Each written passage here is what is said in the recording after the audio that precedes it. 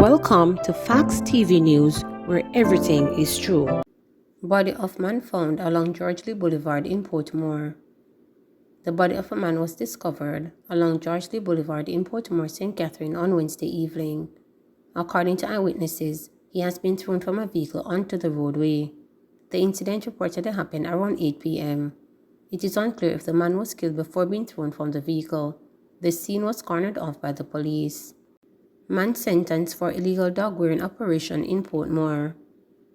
A man who was held for illegal wearing dogs in Portmore, St. Catherine, was on Tuesday sentenced for breaches of the Public Health Nuisance Act. He is Tyrone Gilzine, a laborer of Portmore. When he appeared before Judge Nicole Keller, he was fined $50,000 or 30 days imprisonment for failure to obey a notice and failure to stop the wearing of animals in a residential community. The Crown had led evidence that members of the St. Catherine Health Department received information that Gilzine was raising dogs for sale and causing a nuisance. Checks reportedly revealed a lack of electricity and running water at the premises, as well as dog feces around the property. Gilzine ignored a notice served on him by the Health Department to cease his operations. He was tried and found guilty on October 3rd in the St. Catherine Parish Court. Teen footballer falls victim to gang feud. A promising high school footballer who dropped out of Holy Trinity High School this year reportedly as a result of deadly ongoing feud between dark side and genocide gangs in Kingston Central was gunned down in the brazen daylight gun attack on Walman Street last week. 18-year-old Jaheim Morrison, otherwise called Tito, of Walman Street address was killed about 1:25 p.m. on October 13. It was reported that he was at house on Walman Street and had just stepped outside in the yard when he was attacked. His mother, Jacqueline Thompson, said that the teen, whose birthday was on October 3rd, had stopped going to school and did not return this term as he feared that he could be killed. He would have been in fifth form. She explained that Jaheim, who lived on Rum Lane, which is aligned to the Dark Side Gang, feared going to school because he had a pass through communities aligned to Genocide Gang. It was also his fear that he could be attacked at school.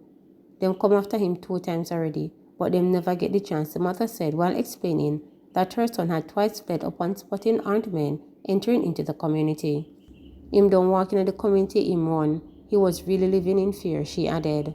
Thompson said Jaheim was not aligned with any of the gangs, neither was he caught in any negativity. Thompson said that Jaheim had friends on the opposite side with whom he went to school. He told reporters that her son wanted to become a professional footballer and was disappointed when he was forced to pull out of school. He must say how this mash up him life, she recalled. Thompson explained that Jaheim had also stopped going to school while in grade 10, but had resumed classes after the football coach and the school principal visited him and encouraged him to return. The mother said that she had also considered sending him to Jamaica, but he had objected. He must say, how me I go move on their country? How me I go play football? Me nah go get to play no Manning Cup. I always want to play Manning Cup, Thompson said. When she heard gunshots ringing out nearby while at home last Thursday, she had no idea that it was one of her 4 children who was being killed. When the mayhem subsided and she went to investigate, she was informed that her son was shot. Me never believe, she said. Me never think it real. Me couldn't believe. Thompson described Jaheim as a jovial youngster who often said he was going to be a big baller and take care of her. They were in the process of looking about documents for him to take up the factory job when he was killed. Him have him TRN, tax registration number already, and me did a go look about him ID and him NIS, National Insurance Scheme number, because him say him can't work without the ID. So me tell him cousin say, if he get a drive, if he carry him go down there. So cause him don't want we don't want him go through the enemy zone. We can't walk go down there, the mother said. In the meantime, residents say the killing had left them on the edge, especially as gunmen continue to ring out daily in the community since the attack. They are bracing for another explosion of violence between the gangs. But Commander of Kingston Central Police Division, Senior Superintendent Beresford Williams, said that cops are aware of the challenges in this space associated with warring gangs and inter-gang activities, which continue to be a major concern.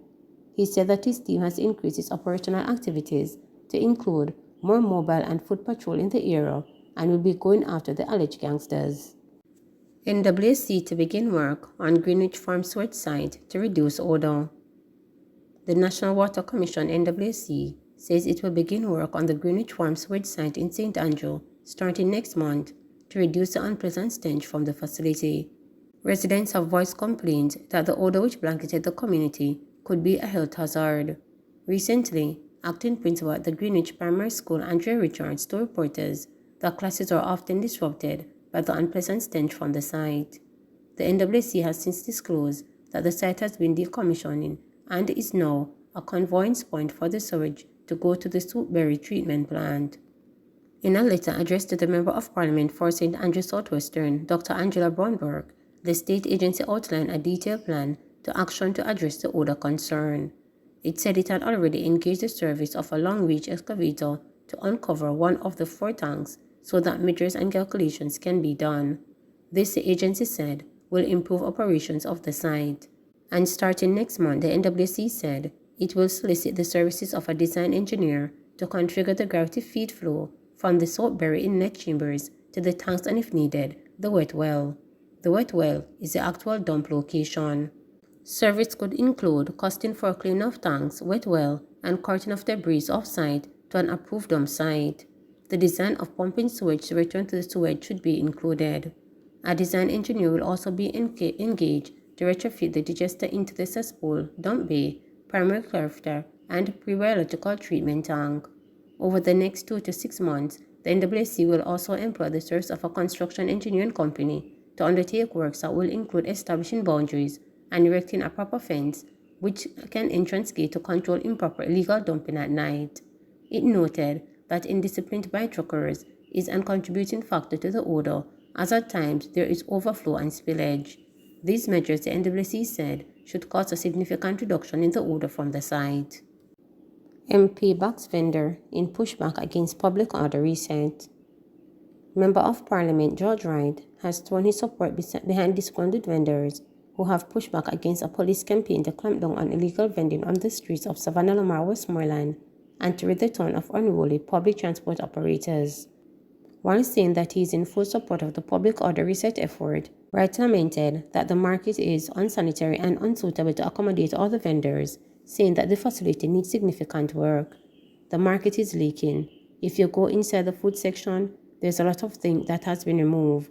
All these issues need to be addressed before, the Westmoreland Central Member of Parliament said on Tuesday. I would want to ensure that the vendors are in a safe space, safe from flying zinc and security concern, as several vendors have gotten robbed before, he added. Wright believed that the vendors should be given breathing room to earn a living while the local municipal authority takes remedial work on the market. Last December, Local Government and Rural Development Minister Desmond McKenzie pledged to set aside $50 million for the rehabilitation of the market, but Wright said that the funds have not been allocated. Wright told reporters that he was not made aware of public order reset operation before it was put into action on Tuesday, and that he had shared his opinion with Wayne Joseph, the senior superintendent of police in charge of the parish. Community advocate and former councillor Milton Miles agreed that the market is too small to facilitate all the vendors and is badly in need of repairs. I am saying to the vendors, without your market fees, don't pay the market fee until something is done, he said. Miles was honored as a local community hero on Monday for his contribution to the community development in Westmoreland, said the vendors deserve a better environment in which to operate. Joseph said that the police are making progress. We have been getting complaints from taxi operators, however, they have some concern that he will have to address, the Westmoreland commanding officer said. Untimely law and order must prevail. We have to take back the town. It is coming down to the festive season, and congestion in the town will prohibit us from carrying out regular police activities that are required to keep it safe, Joseph added.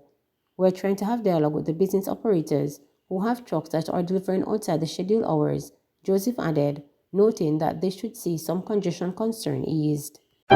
Please remember to subscribe, like, share, and click the notification bell.